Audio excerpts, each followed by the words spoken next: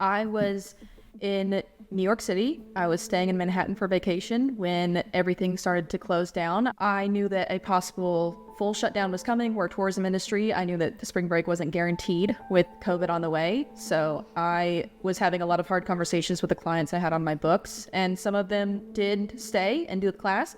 And a lot of them, especially considering I had just been in New York City, told me no and canceled. We shut down for 2 weeks. And in that time, I started posting on Reddit. We started doing live streams on there just because I was starved for any type of socialization. And that was the beginning of my actual social media online and presence. I was most comfortable with Reddit as a platform, just as a user. So I really maintained that influence and that kind of presence within Reddit. I remember watching TikTok compilations on YouTube, and my sister calling me out for that and been like, why don't you just watch why don't you just get TikTok? Go to the source. Yeah. And she was right. She was absolutely right. But I also think I waited so long to get onto TikTok that my quality of video editing was so good by the time I really made my debut on the TikTok platform that allowed me to grow pretty quickly. And the fact that we're already almost at 1 million is cool. Yeah, huge. Also, just to point out a couple of recent bangers, you had one in July that has 7.8 million views. You have at the beginning of August that has 2 million views. You have a couple in like 100,000. Some of your top videos have 33, 35, 26 million views. Like you never know what's going to hit. It starts with just taking that leap. Man, you have to work hard. You have to be incredibly smart. Choose something that even if it fails, you are going to be proud of it. Doesn't matter how badly you got beaten in that. Be kind, be kind, be kind. Become a better person, a better leader, the better business. Go with your gut. I'm Samuel Donner, and this is Finding Founders.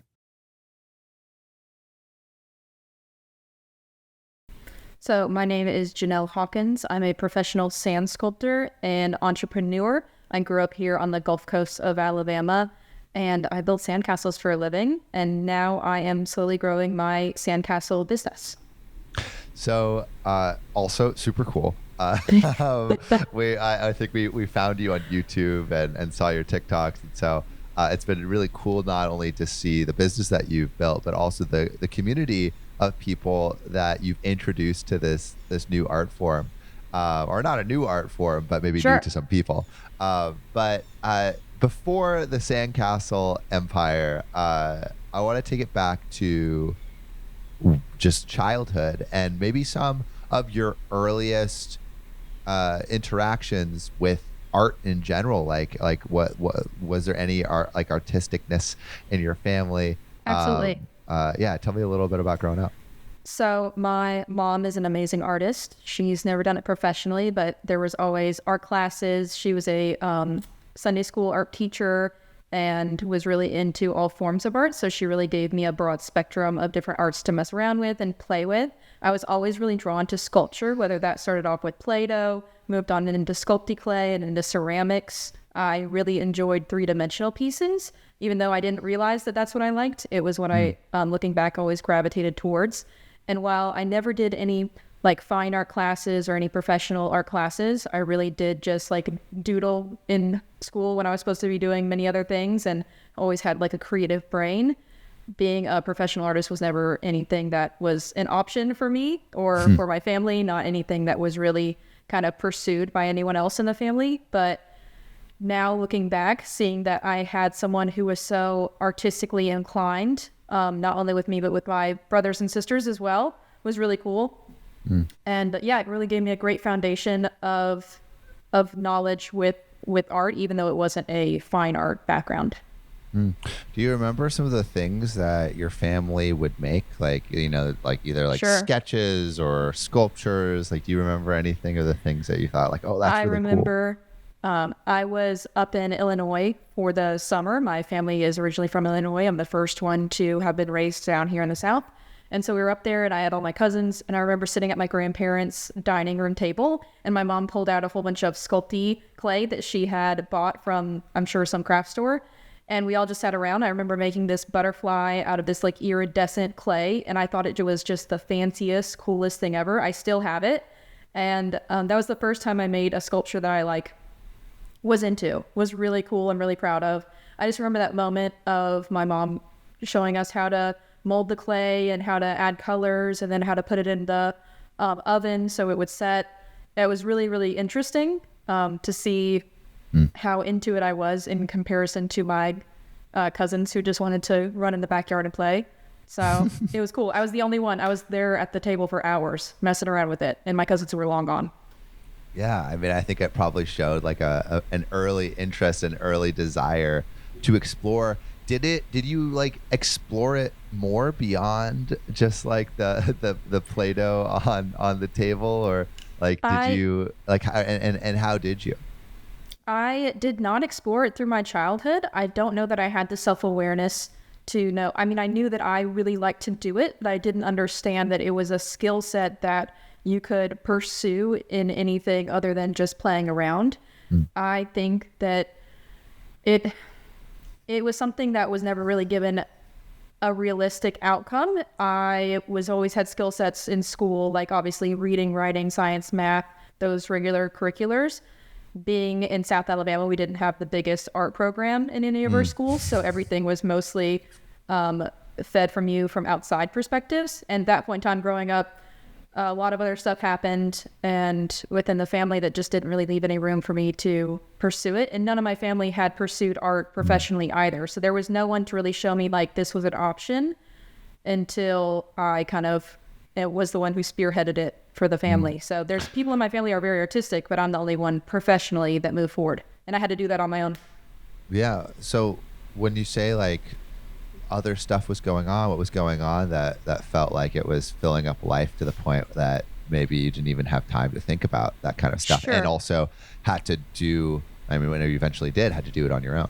Right. So my family moved down here. I was 3 or 4 when they moved down to Alabama from Illinois. My father's in the military, so he was usually deployed most of my childhood. So that included my mom essentially living like a single mom and taking care of us. And I have 2 older siblings who lived with us at the time, who are significantly older, 8 and 10 years at this point. And it was just, my brother was being a teenager. I was just the baby of the family, and I was very self-sufficient. I took care of myself. I entertained myself. I had no problem doing that. So it was one of those of if I wasn't actively having an issue, it wasn't the kind of environment where they saw my interests and really pursued them in a way that could lead to a career.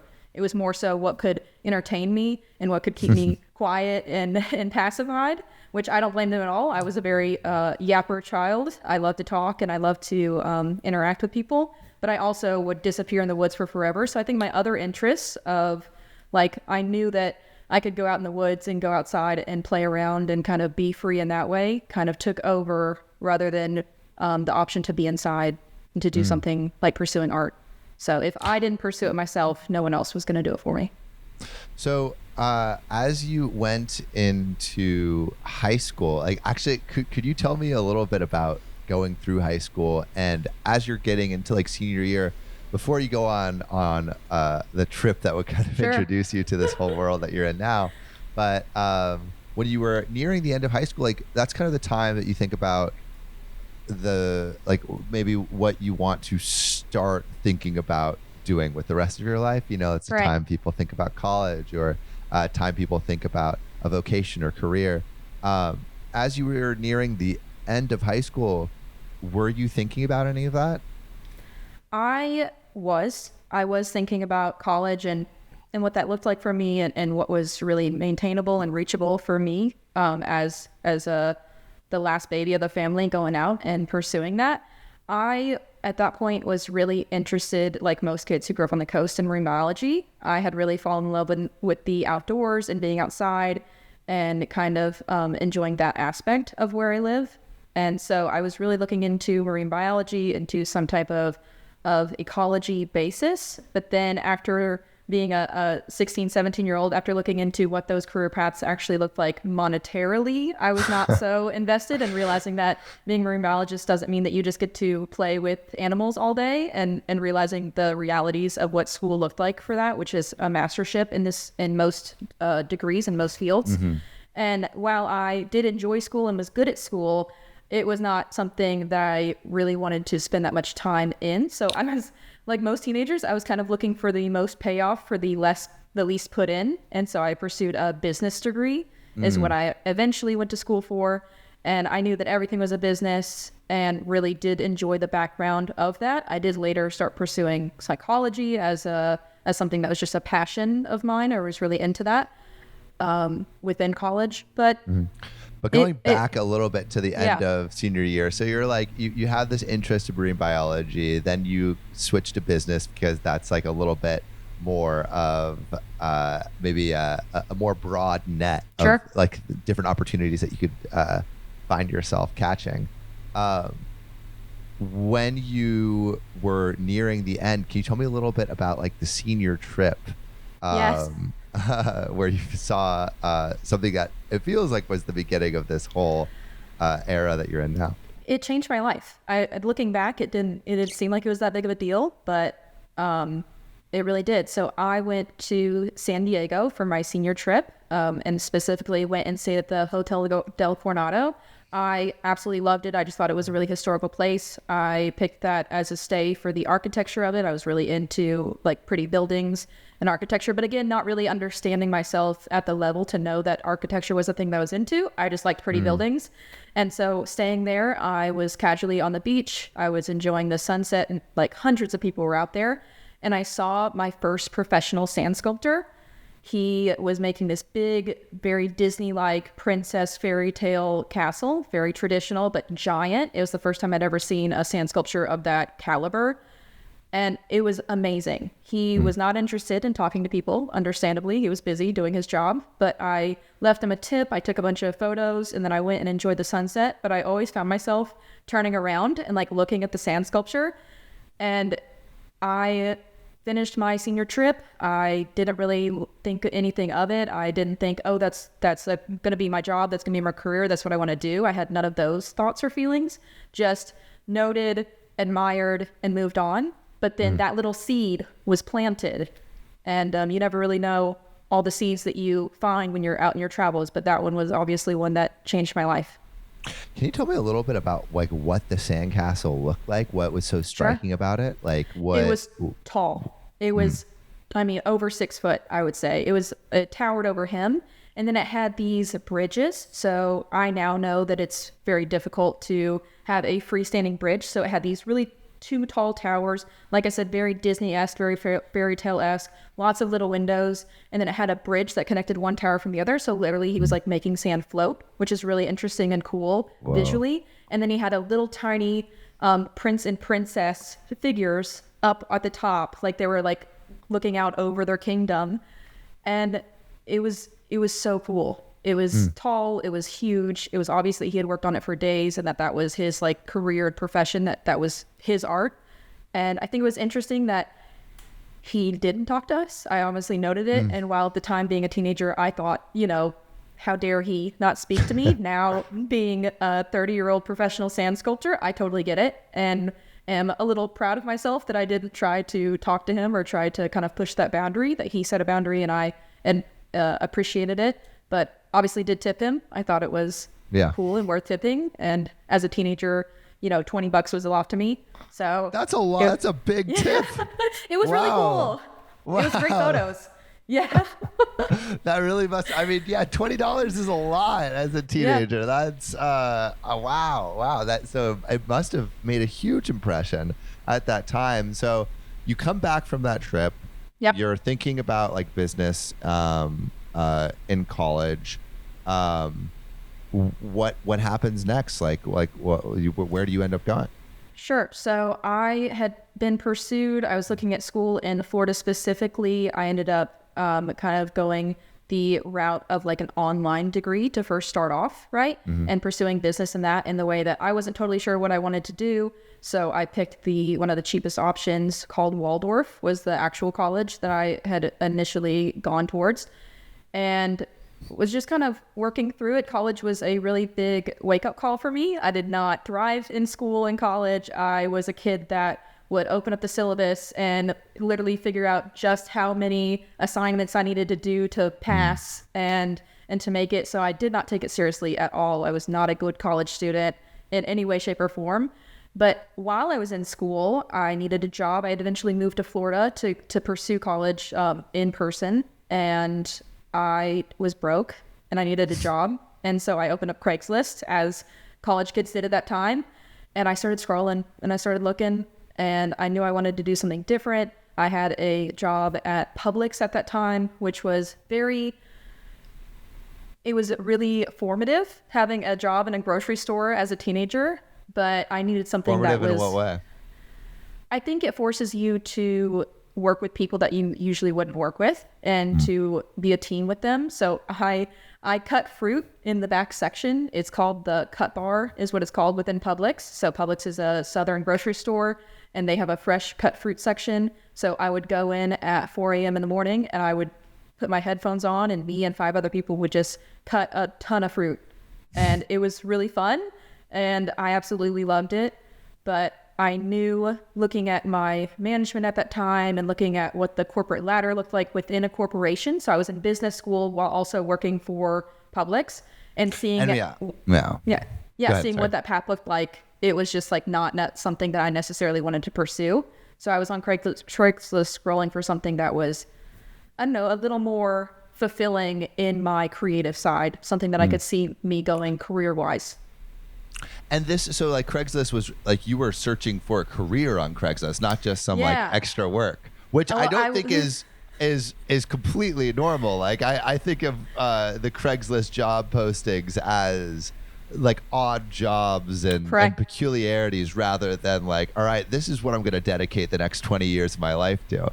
Why did you think that Craigslist would be a opportunity for like a vocation shift? I really liked working with small businesses. I was working with a corporation. I had done other side gigs and had other jobs as a teenager within small businesses, with the back of house industry, working at coffee shops, that kind of thing, always service-based though.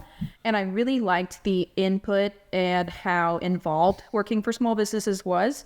And I knew that I was missing that working at Publix. So maybe not necessarily looking for a career in my head that I would be with forever, but looking for someone who I could learn from. I knew that I wanted to run a business or do something that involved me being my own boss one day, and I needed, I guess, some type of pathway or some type of way to move forward. So whether I realized it or not, I was looking for more than that, more than just an every now and then kind of side gig that most people on Craigslist are looking for. I was looking for someone that I could put my effort, my time, my knowledge into, and it worked out. I found it. So what did you find? There was an ad, and it said, sand sculpting apprentice is needed, no experience necessary, come try out. And it had information. So I put in all of my resume, my sad, kind of pathetic little teenager resume in there. And I had no experience. So I grew up on the beach, but I had no sand sculpting experience. Again, I was artistic, I was outdoorsy, but I had never combined the two, let alone made anything worthwhile. But I remembered that sand sculpture in San Diego. I remembered that he was doing it, and I tipped him $20. So obviously this is something you could that's make real money. I know, yeah. Doing something that you love. So which at that point in time, I had no idea if I would love it or not, but I was willing to take the chance. So I put my resume into that one, and then I went and I found that same listing on every other platform and applied on every other platform, so that they knew I was serious. Like I wanted to do it. So all the ZipRecruiters, all of the Indeeds, all that kind of stuff, I just like mass sent my resume to these poor people. And I said, I want to go. I want to try out. So I did. There was a tryout, and so we all went, and we essentially took one of their sandcastle classes that they had offered at the time. So we all went, and it was me and probably 20, 30 other people. And there were 30 other people applying for this job? It was really cool, yeah. The pay was good. 30 other people applying for the sandcastle job on Craigslist. It's That a whole is industry. high demand that I was not expecting. So what was the what did you actually have to do? They just kind of walked us through the basics of building a sand sculpture, how to use forms, the tools that they use, and just kind of sat back and observed us, which I think is a really smart way to hire people for this job. It's something that I do similar in my own business to this day. And I guess I was picked. They liked me. I think it was my attitude for sure. Yeah. And the fact that I was moldable and willing to learn and just had this kind of curiosity around the entire like career and platform and everything. And I was asking a whole lot of questions. I think it was more me interviewing them than it was them interviewing me in this process. So I was picked. Rick Munjum of Beach Sand Sculptures was the company and the master sand sculptor. He was not a master at the time of hiring me, but did later become a master sand sculptor. Good for him. And so I worked with that company for 3 years, but I was hired right away. So what did your progression within the company look like? You learned the basics of the form on this first day. Then you learned that you are actually going to be hired. What does like the first day of work look like? So shadowing mostly. So they would team us up with different sculptors, different instructors that were already working for the company. We would shadow quite a bit. So they already had a staff of 6 or 7 at that time, I believe. And so we would go around and literally just follow them along sculptures, along classes, whatever they were doing. So we were just like their shadow for quite a while. And then at the time, they were doing large sculptures. So there's one thing called Lobster Fest in Panama City Beach. So that was my first large sculpture that I was ever a part of. I went and it was a 3-day sculpt with 3 other people that worked through their artists. But that was the first time that I realized, sculpting a big sculpture, sculpting something like a 3-day sculpt for Lobster Fest is a different animal than the small castles that we would make on the beach. So that was my first awakening of, it could be much larger. Like this is something that people walk up. How big are we talking?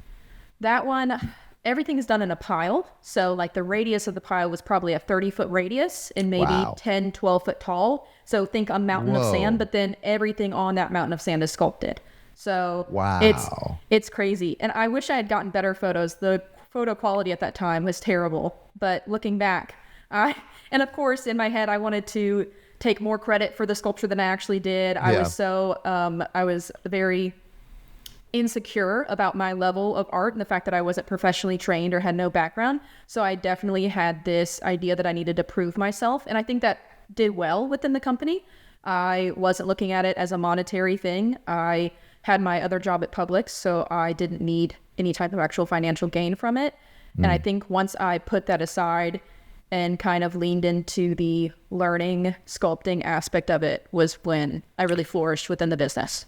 Yeah, I also imagine this is like an art form, and I'm thinking of the sculptors that I've read about in the past where you have like, I mean, I know this might be different, but like you during like the Renaissance, you had these students of Michelangelo that would train for 20 years before they were really even able to sculpt. And so I imagine even within this company, like it takes a while to actually get to the place where you can actually have an artistic impression on the things that are being built. So like when did you feel like you were able to have that artistic freedom? Like was there a project where you felt like, okay, now I'm finally getting a taste of what it's like? And then also maybe like a layer underneath that, how is it even structured that you can help?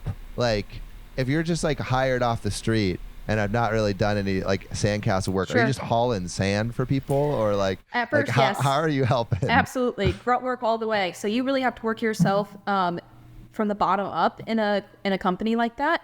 And I think that that's great. I have no issues with how they structured their business and in my involvement wise. So, but yes, it is hauling sand. It is hauling water. It is the grunt work. You are the one that trades your body for the art.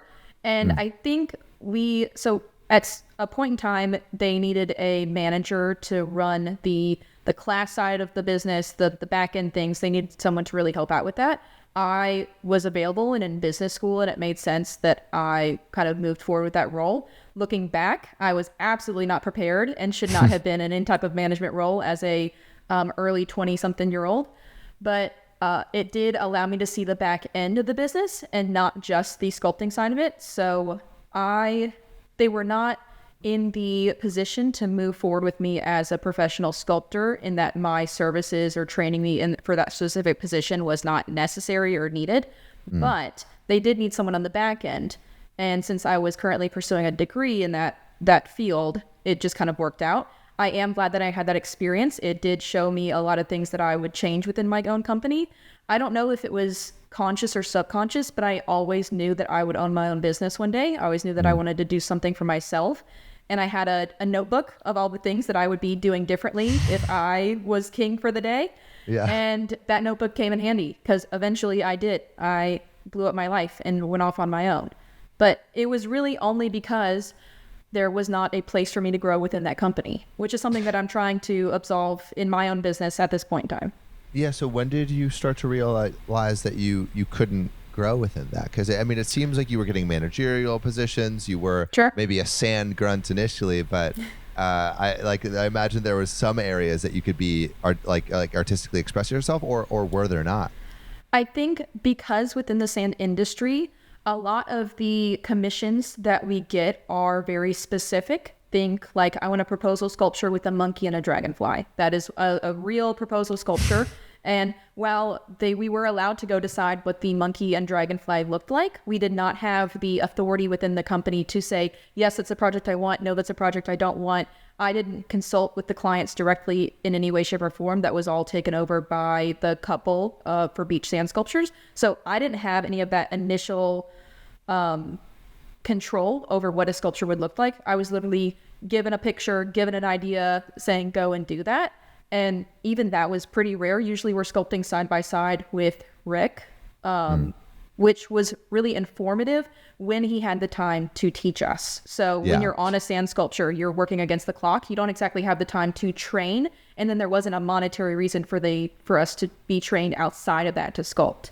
So if I wanted to go and sculpt something, I would have to go on my own. And I did go off on my own. And I think that's when they started to realize that I was a good sculptor and did have some talent in that area, but there wasn't a place to put me because I'd already taken over this managerial role. So it's hard for me to do both at that time.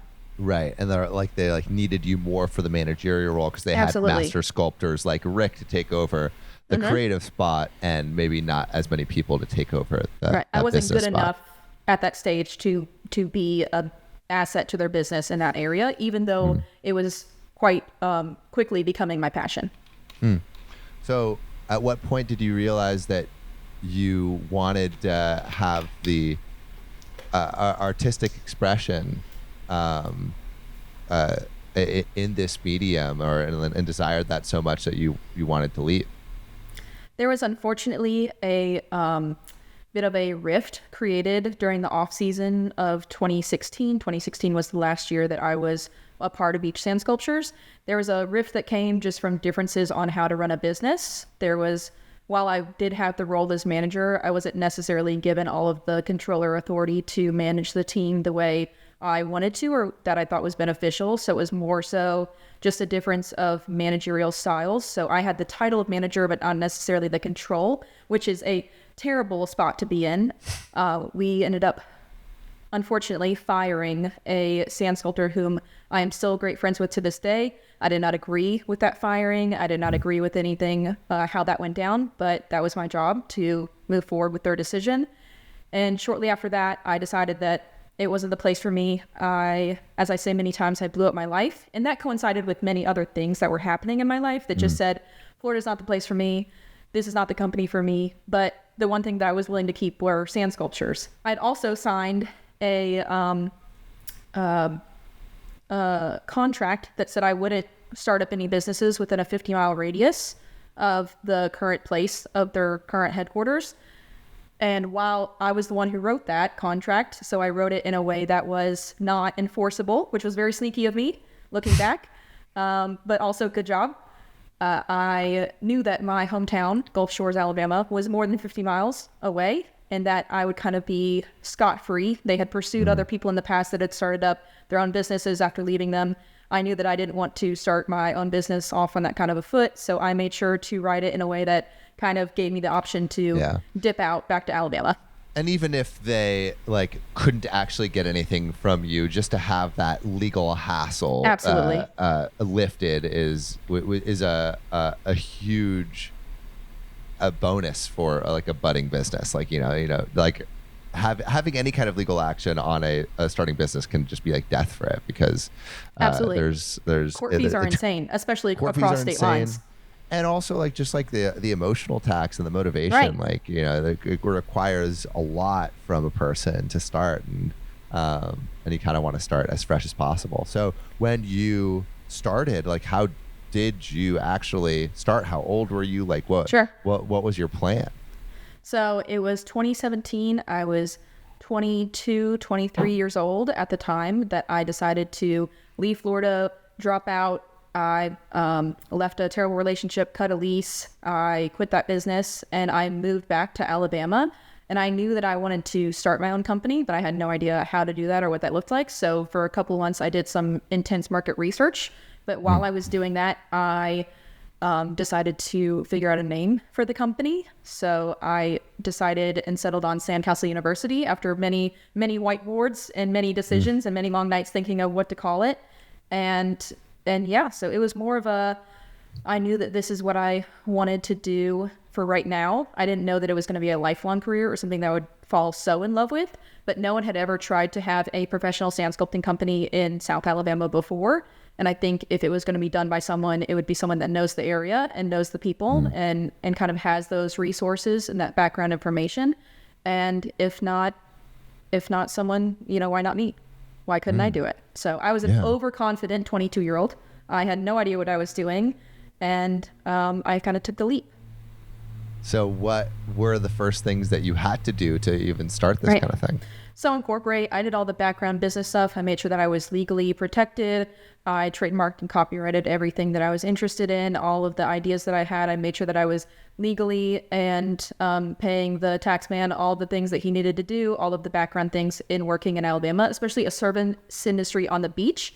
The first time I applied for my business license for the city of Gulf Shores, I was denied because it was just such a strange business. They thought I was going to be digging holes and adding stuff to their beaches and just like not being so eco-minded. And so I had to have a sit-down meeting with them and say, we don't dig holes. We don't, do anything that could negatively impact the beach. If anything, we are bringing value to the beach, being an artistic business and someone that is really informational minded or educational based.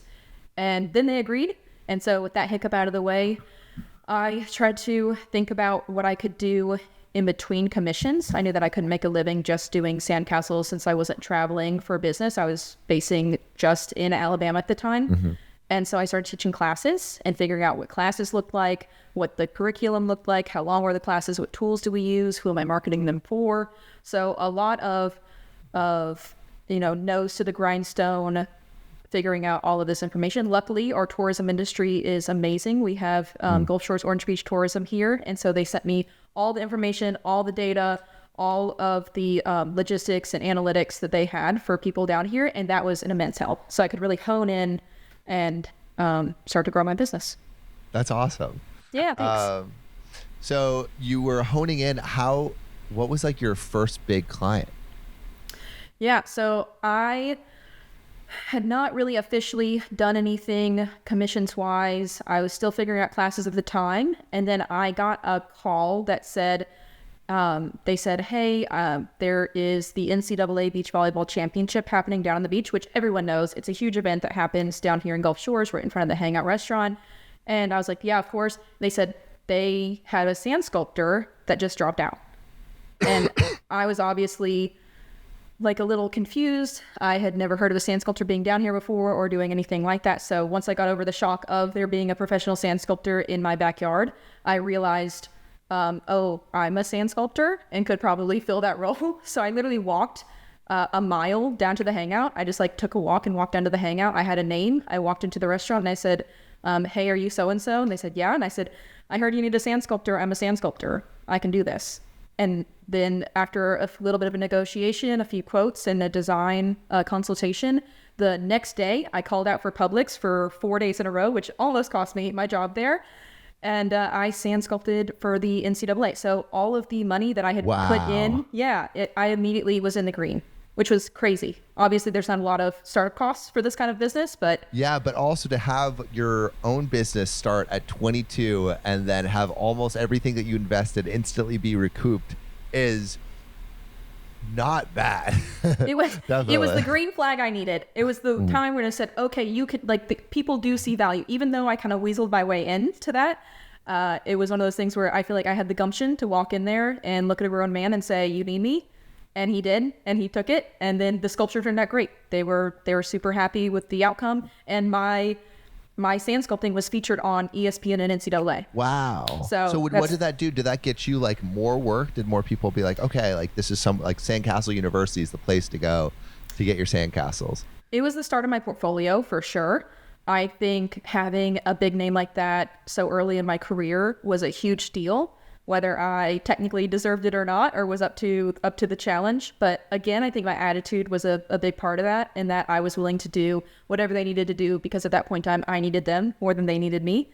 And it was awesome. I don't know directly if that got me more work, but I know it definitely made a splash in the sandcastle arena of like, oh, Janel left Beach Sand Sculptures, now she's Sandcastle University, and now she's on ESPN. So... Yeah, kind of like a quick rise, right. If I've ever heard it. So what did you start doing after? Like what was the cascading things and sculptures that you were involved in up until 2020? So after the NCAA, I really was more so in the proposal, birthday, kind of the individual client as far as sculptures go. And that was, I mean, few and far between, to be honest. I was not doing many paid sculptures. I was also just honing my craft. While I had been a professional sculptor for 3 years, I still hadn't found my style yet. I still hadn't really leaned into what I wanted to be as a sand sculptor. I don't know if I was really looking at it as, I was looking at it as I was willing to sculpt anything someone was willing to pay me to do, as most artists when they're starting out are, and not so much looking for, I want to sculpt this type of art, or I want to sculpt for this type of an event or this type of company. I had no idea what my parameters were, my boundaries were with that. And then classes. We started teaching sandcastle classes almost immediately. We are a tourist destination. People want things to do. So really focusing on that side of it. Classes kept my business alive. It is how did you start running things differently than your previous employer? Like, because you said you had this notebook, now you have the educational side of the business and the actual like proposal side of the business, where you're like making these one-off sculptures for events. Like, what with now these two fronts of the business, what are the things that you started to implement in terms of changes from what you had been working with before?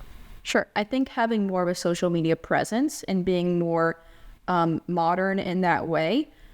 I loved the idea of taking photos of my sculptures and kind of moving forward with that lane. When we first started, we did time lapses for every class and then would send those time lapses to our clients and we're able to post them. So I think more of the content side of things, also just being open as a business.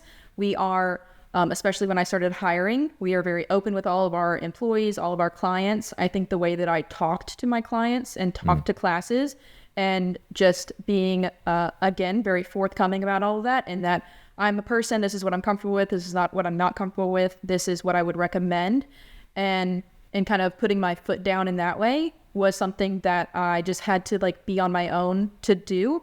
When you're working for another person, when you're an employee with the company, it is difficult to make those decisions yourself. You're just kind of parroting what your boss has told you. And I think when the person that benefits or has issues with a decision is you, it definitely makes you kind of come to terms with what you will allow, not allow, what kind of company you want to be. I was figuring out who I was as a person, while I was also figuring out who I was as an artist, while I was also figuring out who I am as a business owner. So the fact that all three of those things happened simultaneously in my, young adolescence or young adulthood is a pathway that I don't see from a lot of people. So I was learning how to do it all at the same time.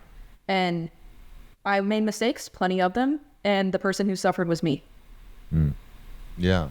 But I think also you benefit from all of those mistakes too. Like I think Correct. the thing that is cool about discovering your identity so early and also discovering your autonomy so early is you can kind of develop yourself in the ways that you wish and follow your own interest and really like your passion. Right.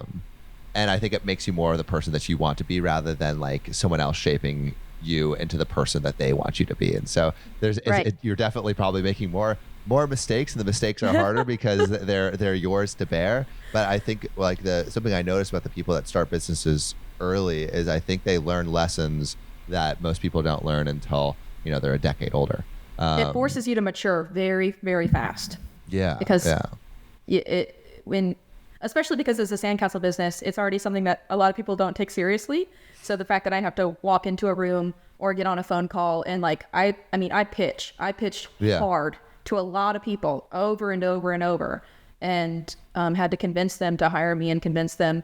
And now at this stage, it's one of those things where I'm a little bit more choosy and picky about who we work with and the projects that we take on. But all of that hard work has led to me being able to make those decisions today. Yeah. So you are growing your business. Everything's running smoothly. Things are, not smoothly, but like everything is growing. It's running. It's going. running. And then COVID hits. And, yes. I think what's interesting about COVID is it is massive disruption, right? And I think what usually that means is companies fail, survive, or flourish. And I'm curious, like, as COVID was coming around the corner, what were your initial fears, but also maybe what opportunities did you see as well? Sure. So I was in New York City. I was staying in Manhattan for vacation when everything started to close down. I was in the city when Como decided to shut everything down. So I flew home a couple of days early.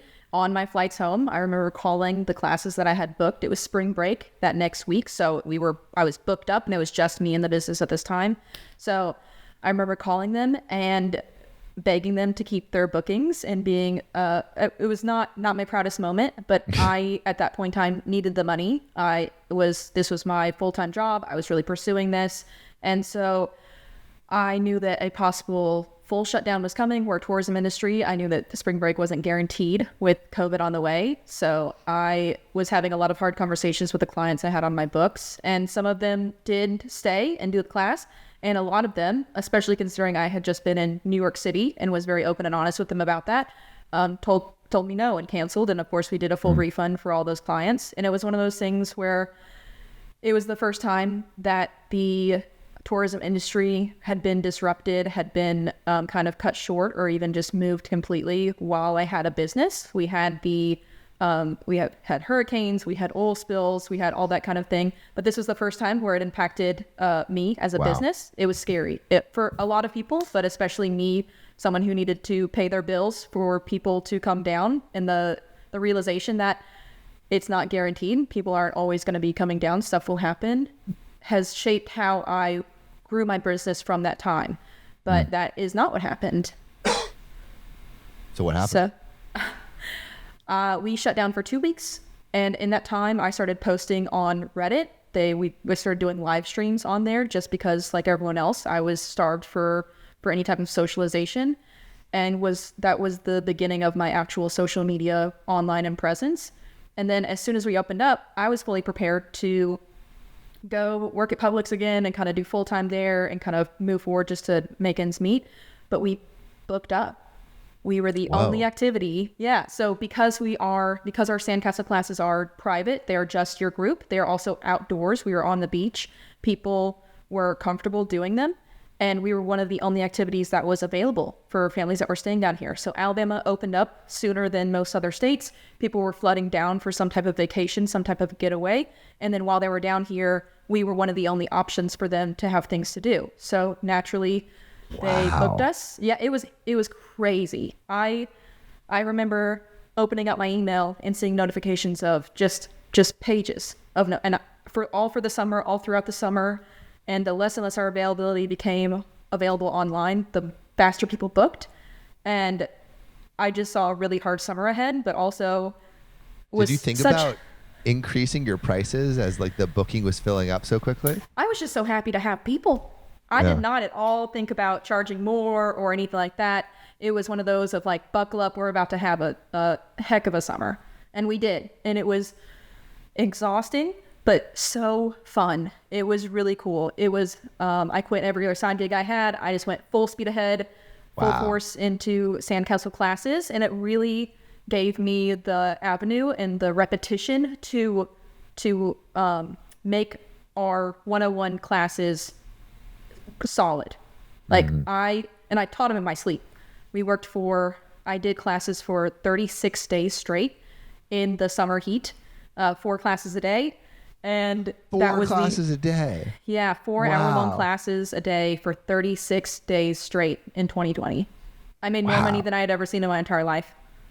What did that feel like too, to like make money from something that, like you mentioned before, like, oh, like, you know, sandcastle business, people don't take seriously, but then to also like make money that, you know, there's the proof that this should be taken seriously to anyone who just doesn't understand. It's like, all right, like I feel like money can be the universal language in some ways for people to be like, oh, I guess that is worth something in the like the greater economy or whatever, you know, beyond just like the artistic beauty of it. Like, what did it feel like to have that? And did you tell anyone? And was anyone surprised? Absolutely not. Yeah, my family and people who were close to me obviously knew that I was very busy, but I didn't. It's almost like if I spoke it out loud, it would go away.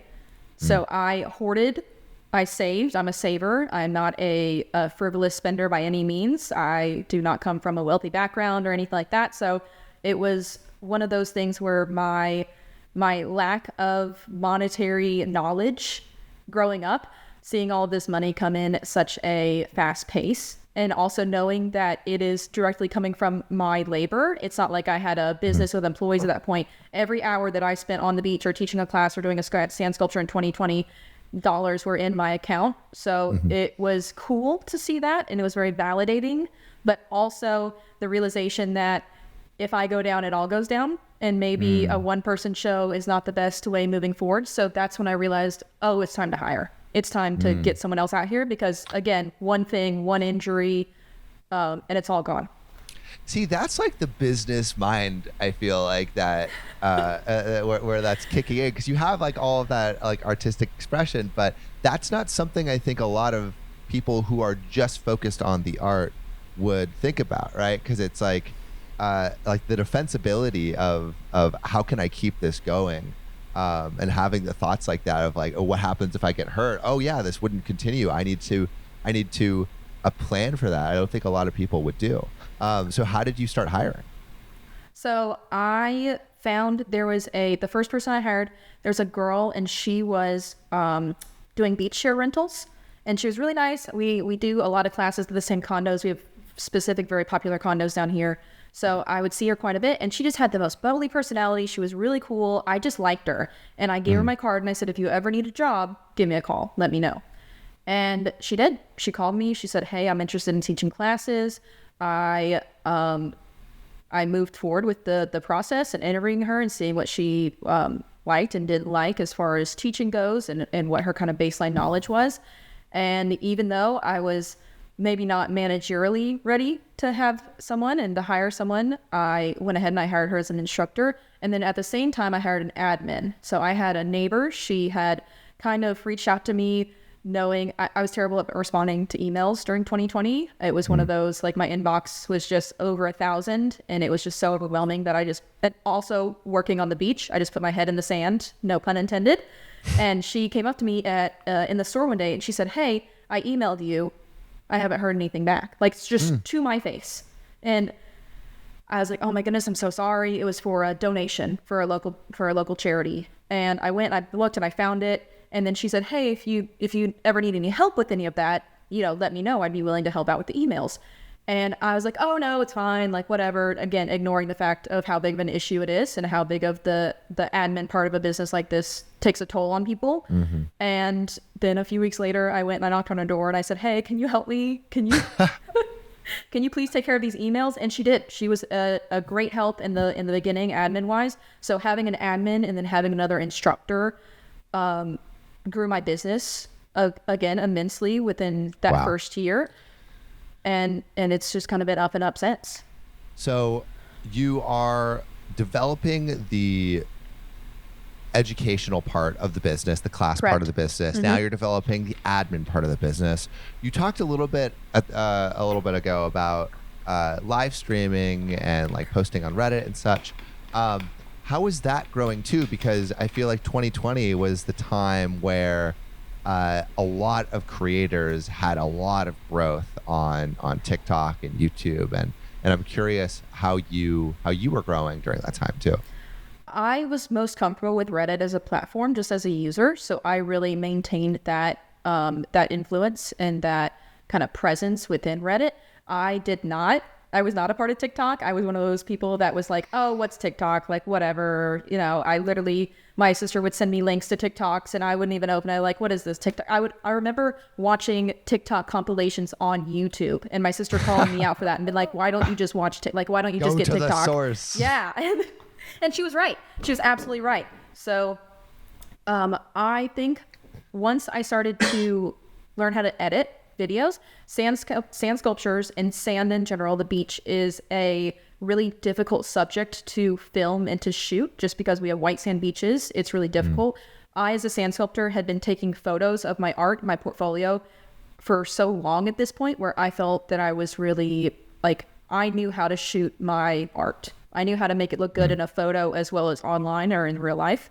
And also the idea that it's a temporary art form and it's something that doesn't last forever. My way of kind of keeping that around was sharing it on social media. And so learning how to share it in a way that got people to look at it. Most of the time when I first started, it was just time lapses or just photos, just stills of the art. And slowly, I don't even know how I got started. I think it was the chocolate, the guy who does all of the process videos with all of the chocolate sculptures. I was really influenced by his style of process, of shooting the process of making the art instead of just the end result. And I started playing around with that. I downloaded CapCut. I started really going into it. I eventually got onto TikTok, and it was like a new art form to me, learning how to shoot these different shots, learning how to edit them, learning how to add what music's going to hit. So it was a way for me to have some type of artistic expression that wasn't just sand sculpting, just out on the beach doing, this kind of form of art, that I could go home and kind of have a less physically intense way to kind of get that creative out. But it all connected, it all worked out, it all helped each other. So the better I shot the art, the better I shot my sculpture, the better I sculpted, it all kind of built on each other. And I liked that kind of direct feedback. So I wasn't trying to become a famous painter as I was trying to become a sand sculptor. I was just trying to make really good videos of my sculptures so that maybe people could see them. I love that. And I think a lot of the joy and also success on social media, really with anything, comes, I think, from doing it for the love rather than for the outcome. And I think when you do things for the process, the joy of the process, you can do it for longer and you can do it more successfully than someone who's just doing it for an outcome and not because they actually even really enjoy doing it at all. So what was the growth like on those platforms? Who was seeing it? How many people were seeing it? What did it look like? I remember when I was around a friend and I said, oh, my Facebook post, I got 200 likes. And he goes, oh, that's a lot of people. That's a lot of likes. And I remember being like, oh, I think it is a lot. And that was probably 2020, like the fall of 2020 or so. Yeah. And I was happy with 200. And now I look back, we're about to hit 900,000 on TikTok. And I know. It was crazy. But I also think I waited so long to get onto TikTok that my quality of video editing was so good by the time I really made my debut on the TikTok platform, that allowed me to grow pretty quickly. So I kind of got all the bugs out and did all of my poor quality stuff on these other platforms that I'm not as active on now.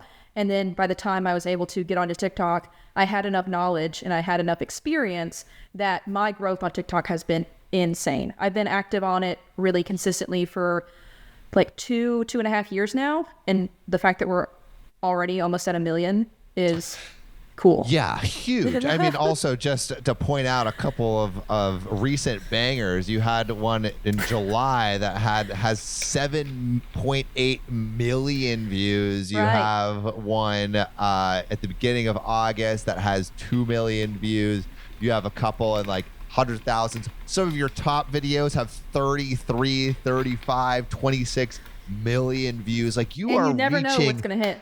a ton. I know, that's the crazy thing about TikTok is it's just it's you gotta like throw it at the wall and see what hits. And but like things are hitting. And I think that's what is also so cool about like some of these social media platforms is you could honestly not have any of the business that you have on the side of like, you know, like your commissions and your students, and you could make a whole business just off the like, you know, sponsorships and ad revenue from TikTok, YouTube, and Facebook. Yet what you have is you have this perfect union of a massive social following that pushes people to your classes and also like I imagine it helps getting commissions too. How did you notice that the attention but also that's not always true. So like I'm curious, like did you notice that the attention you were getting on social media affected the other parts of your business in any way? Yes and no. So as far as the demographic for our classes, most people found out about us because they would come down to Gulf Shores or Orange Beach and they would Google things to do and we would pop up. We had great reviews on all of our classes. So as far as that end of the business, I don't know that there was a lot of crossover other than the fact that a lot of our younger demographics on like TikTok, Instagram, on social medias would their parents would say, hey, we booked a sandcastle class. And the kids were maybe not super excited about that, thinking that it was going to be kind of a little baby sandcastle or something that they were used to seeing. And then they would look us up and they would see that we had a large social media following. Yeah. So it's more so that it helped me win over people that had maybe already booked a class and were kind of like validating it to their family of like, oh no, this will be fun. Look at their TikTok. Like, look at this. It's like the vibe of the company is very like, I don't know, fun forward and entertainment forward. And then as far as commissions go, I have seen a shift. So usually we would sculpt commissions for an in-person event. Think a proposal is happening. We would make a sculpture for the proposal of an event that's happening in person. And I remember the first time we had a company reach out, it was Warner Brothers. And they reached out and they, I know, it's insane. They reached out and they said, we don't have anything going on. We have this movie coming out. It was Aquaman. So they were like, we have this movie coming out. We want you to make a sand sculpture and we want you to film it. We want the video of the sand sculpture and that's all. So like, we don't care where the sculpture is. Here's our ideas. You know, we're really leaning on you for creative control over this. We just want the video of the sand sculpture to then market the movie. So that was like, I don't know why I never thought of it, but it was kind of mind-blowing in my head that it wasn't for anything. They weren't coming out here. They weren't flying me anywhere. They literally just wanted the video of the sand sculpture. So the idea that someone was paying for not only my sand like artistry, but also my editing style and like my choices on that following end. And I mean, like you're being rewarded for a whole other side of the business now. It was crazy to see those things kind of come together in a monetary sense. Was really cool. And while social media was something that I loved, I was doing it for the love of it. I wasn't doing it for any type of like monetary side. I didn't see it very naively. Didn't see it as something that could be monetized in that way or see myself getting big or being an influencer. I think it's because I'm on social medias as a business and not as myself. I have very strategically and purposefully made that boundary that I am Janel, the owner of Sandcastle University, and this is the Sandcastle University social media and not necessarily anything that is about my personal life. I really do like to keep those things separate, and I think it keeps me sane having all of that. So I'll never have a personal social media or anything, and having that boundary is really important. So yeah, because I think it can encroach on your life. I used to do daily vlogging for like a little bit in college, and like something that was what I noticed, and one of the reasons I stopped was it kind of creates this filter between like reality and yourself, and you're sticking a camera in between a lot of like the most important moments, and I think that dilutes the experience. And so absolutely I think agree. it can be really difficult to not have that happen when you're putting like so much of yourself online. Question, this is maybe a little bit of a like off topic question, but I'm curious about this. So like, have you ever thought or have you, or well, like to what extent have you done like a lot of creators, what they'll do is they will get big for a certain niche, and then they will release knowing that they have a worldwide audience and not everyone can come in person for education resources, they'll release like a 10-part video series on Sure. like a platform like Udemy or Skillshare, so people who are interested in this kind of work can pursue it like asynchronously, but then also support the creators that they care about. Sure. Is that something that you were thinking about at this time, or have thought about ever, or are currently doing? We definitely put out like little how-to videos on TikTok. I think the issue specifically with teaching sand sculpting is it is so dependent on your location and what your sand is made out of and what beach you're using. So while I could put out what works for our beach here on the Gulf Coast with quartz sand, that doesn't necessarily translate over to someone who's working on the East Coast or the West Coast, or a beach that's different. So I currently do not have the time to put an all-inclusive how-to together that would work for anybody in any sand anywhere, just because that's not a realistic thing within sand sculpting. It's almost like putting out a painting tutorial, but then not specifying whether it's acrylic or oil paint. Right. And I am a quality over quantity kind of person. So until I have the time and space and resources to really make a how-to, then I'd rather stick to my little minute long, here's how you use a form, here's the tools we use kind of TikToks. So we do go ahead. Maybe also a bad idea, but yeah, sure. Like, could you sell your own sand and then do a tutorial with that? I have never thought about that.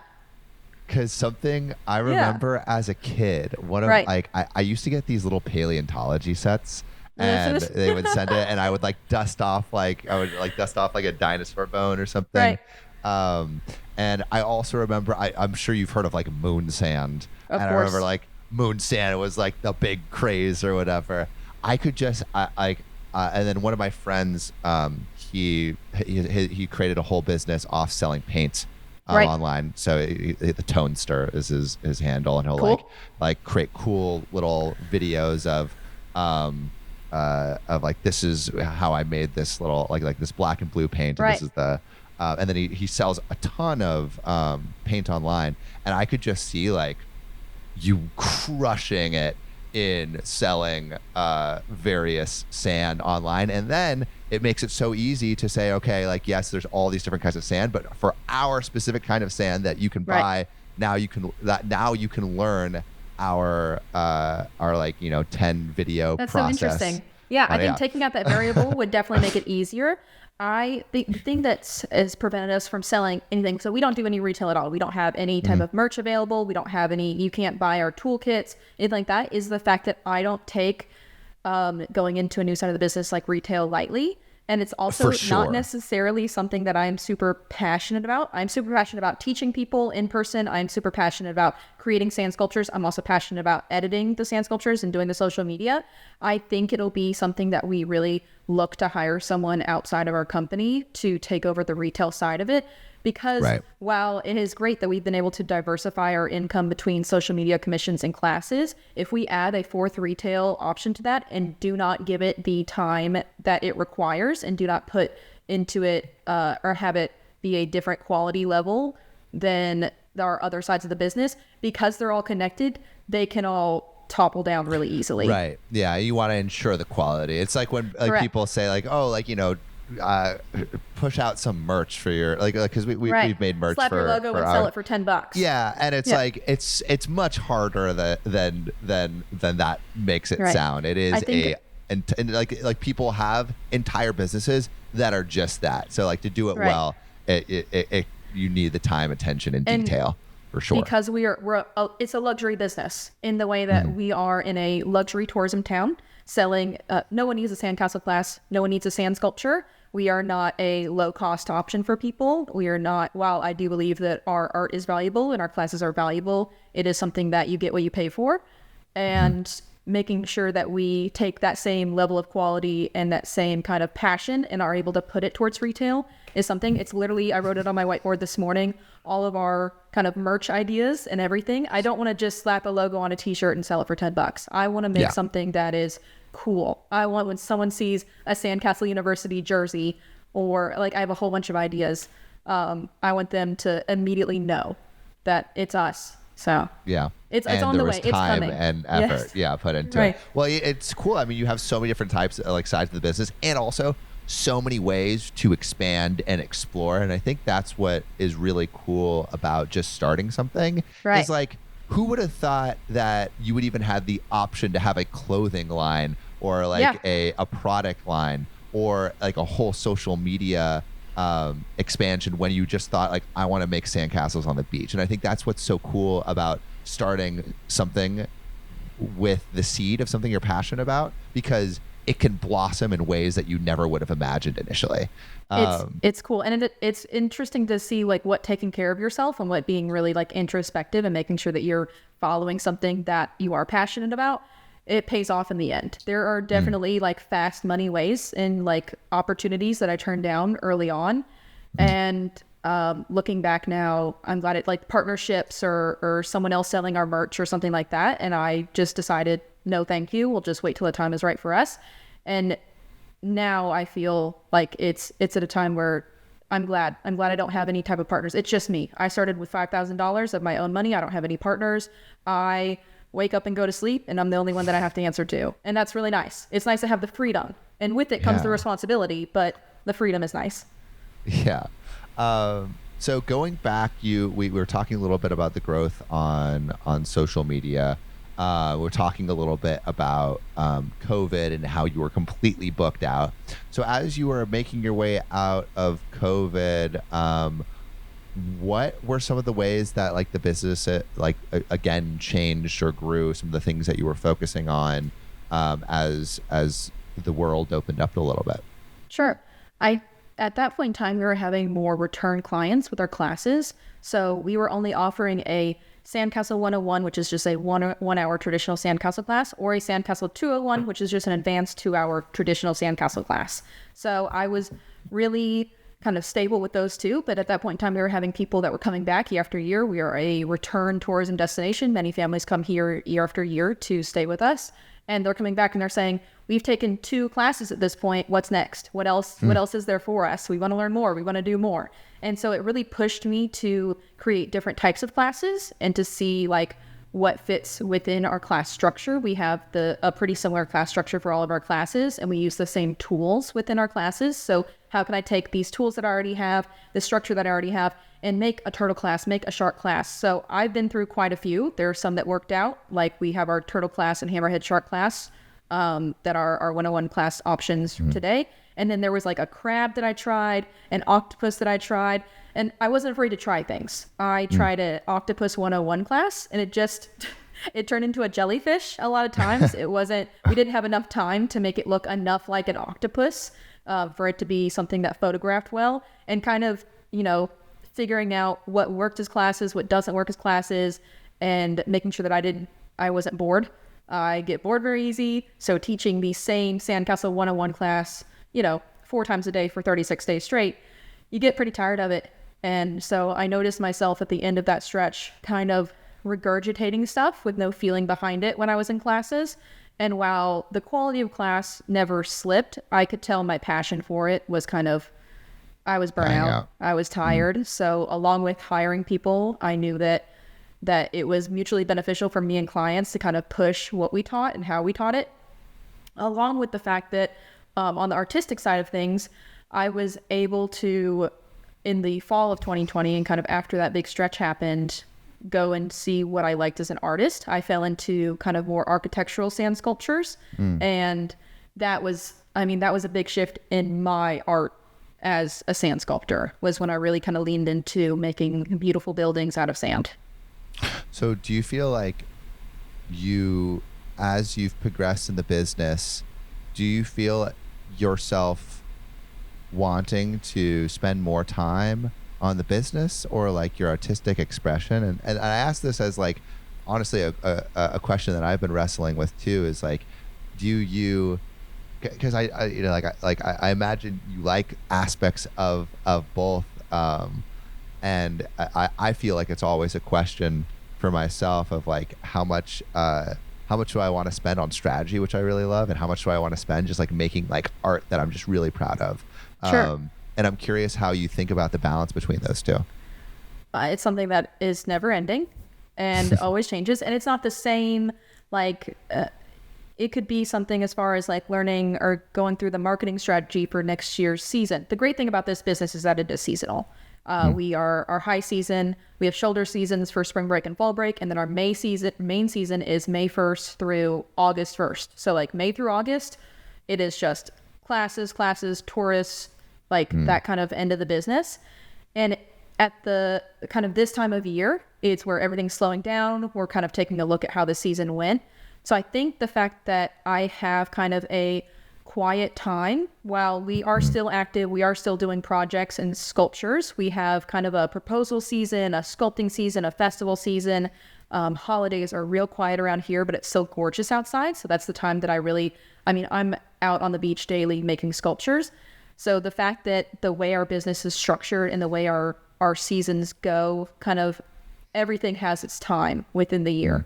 So it's really nice. I do not do this year. I've done more sculptures during the summertime than I've ever done before, both for TikTok and something that is just going to go online, and for also clients. But that's only because I have an amazing team that is able to take the brunt of the classes and to really kind of pick up that end of the business and allow me the time to go out and do that. So I'm finding more balance. Before, I would never be able to have time to do a sculpture for the fun of it or a sculpture for social media during season. But this is the first year where you get tired of doing classes and you find an off day here or there and you go out and sculpt, and it kind of reinvigorates your wanting to do classes. So I'm able to go back with a fresh look on that and enjoy being around people. When you're sculpting, it's a solitary experience. I have my headphones on. It's me and a pile of sand. And then when you're in classes, you're 101. Like, I am walking into a group of strangers who are on vacation with their family, teaching them a new thing. So I think because the aspects of my business are so different, it is really easy for me to hop from one to the other. And there's always something going on with them. So if I get tired of classes, if I get tired of sculpting, I'll have an inside day. I sit in my office and really kind of figure that out. I also have I have an outside marketing person. I have an admin. I have people that I can go to really facilitate that part of the business. So I will have an admin meeting or a marketing meeting, and it's not just me sitting there trying to force myself to think about a marketing strategy. There's someone else that I can like ping pong. Bounce things off. Yeah, and that helps me. Having an outside source to kind of push me towards the part of the business that I know needs attention but is not necessarily my passion can kind of flip that switch and be like, okay, this doesn't just affect me. This also affects my team and how many classes they do and that kind of stuff. It not just kind of being just me anymore does force me to be realistic about what needs my attention at one time. So what does I actually want to talk about one thing before we talk about where things are today. I want to talk a little bit about the NASA project that you worked on, and like what that like symbolized for you too. So my boyfriend is a production manager for Boeing. He works on the SLS program, which is a NASA rocket program. The SLS rocket is the one that will eventually be going to Mars. So they were testing the rocket while at the Michoud facility, the MAF Center in New Orleans. So that's the center that he worked at. I was in Mississippi and I was making a sculpture, a rendition of the SLS rocket when they were testing it. And it was just a green test. They were going to then take that rocket and ship it to Florida once the test went through. I was sculpting the rocket, which is very tall and vertical, which is not great for a sand sculpture. And unfortunately, it fell. Which happens with sand sculptures. But at that same time, the test was scrubbed. So they said they called it. And the next day I was like, look, I have to go do this. I have to go do this. I have to do this rocket. The test, it was too synchronized. And so I went out and I tried it again and I worked with the same sand in the same location and it lasted. And the test went off and it was good to go. So the rocket was ready to go to Florida. Unfortunately, along with the rocket, went my boyfriend to Florida. And he moved over there to finish off the production side of things with the rocket over there. I then followed him to Florida when the rocket was about a year and a half later, ready to be launched. And on that same beach that he was at, he was working at the Kennedy Space Center, I decided to build that rocket again. It had been almost 2 years at that point between Mississippi sand sculpture and now this one. And I built the rocket. It was beautiful. The rocket went off. It was really cool. And then a reporter found out about me making the sculpture and put me on Florida Today. So the first sculpture that I did, it was crazy. So I ended up on the news. His rocket, which was like the coolest thing to happen ever. I thought it was the coolest thing ever, was with this rocket taking off and like this space flight and everything. But my sand sculpture was the one that made the news. So it was literally news story about the rocket, news story about my sand sculpture rocket. Like, pretty insane. sick. Pretty cool. So he was sending all of his friends my stuff. Crazy how that keeps happening too. When you started, you're getting attention from ESPN. You make a move, and then again, you're getting attention from the news outlets. I think it speaks to the work. So, moving towards today, where does everything stand? What does the business look like? What does the creative look like? And also, what are you looking forward to most?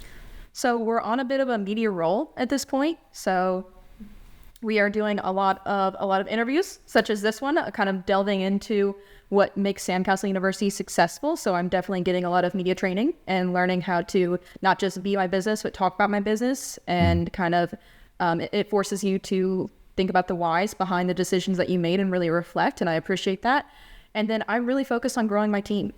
I realized that a one-man show back in 2020 was not something that was sustainable. And throughout the years, I have grown this amazing, we have 5 instructors on staff now. But just like I wasn't necessarily given the space to grow in that original company, I do not want to make the same mistake. So you asked about that notebook earlier and what I did to change. And most of that notebook is being implemented now. Years and years have gone by, and I'm finally able to implement how I treat my staff and how I grow them. So we are doing staff reviews tomorrow. Everyone kind of does a sit down and we say, what do you want to do? How could you grow? What do you want to be within this company? Because there are spaces for people. We are a small growing business. It is something that while I've gotten an admin to help me out, there are more spaces and more opportunities for them to grow that aren't necessarily teaching classes or being a sculptor. Not every instructor is going to want to be a professional sand sculptor. So making sure that they have that one-on-one communication with me and my team and that they have a space to grow. Training is expensive. And these are people that I have put my soul into and made sure that they are good to go with being an instructor and making sure that isn't wasted doing something else. Our admin is actually an instructor.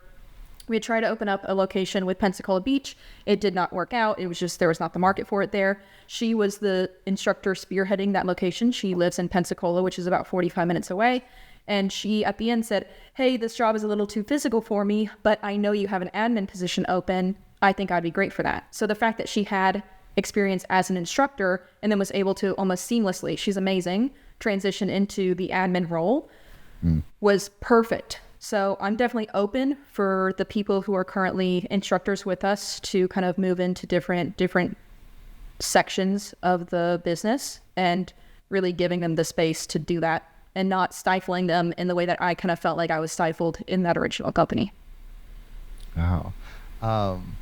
And I guess looking back at this whole journey from seeing your first sand sculpture Right. when you were in senior year of high school, to even like, some of the early moments of like your grandfather doing his drawing, like his like Right. massive drawings, Being an artist, yeah, of course. and being an artist, and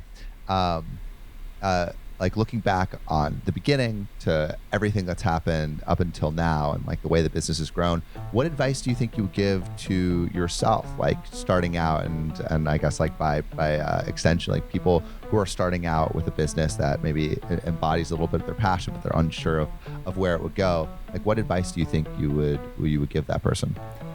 My advice is on advice, and it's that take advice from people that are living the kind of lives and doing the kind of things that you want to do.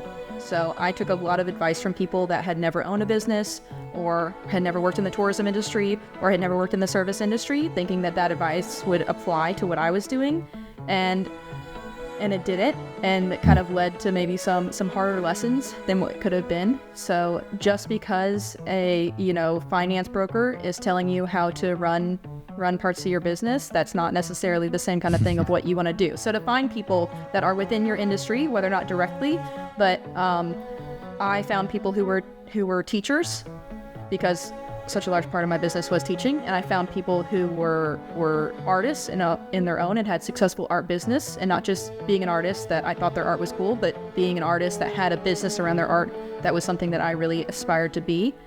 And trust your gut. There are many bad decisions that I made and many mistakes that I made as a business owner and as an artist that I look back, and if I had just trusted my gut. But I think you have to prove yourself wrong or right many times to really understand and kind of hone that ability. So yeah, be careful whose advice you take. I think that's a great place to end. Thank you so much for sharing. Perfect. Thank you so much, Janel. Thank you so much for listening. If you haven't already, make sure to subscribe, rate the podcast 5 stars, and share with a friend. If you have any questions or comments, DM us at Finding Founders Podcast on Instagram, LinkedIn, or Facebook.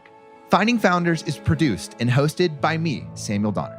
Our audio editing team lead is Ashley Jimenez, with support from Jessica Morales, Miley Lipton, Siyu Pan, Kenny Wright, Josie Yo, Matt Fernandez, and Merritt Hill. Our outreach and research team lead is Desiree Nunez, with support from Marissa Granados, Monica Lee, Sarah Tiersma, and Yao Wu. To see more of what we're up to, subscribe to our newsletter at findingfounders.co.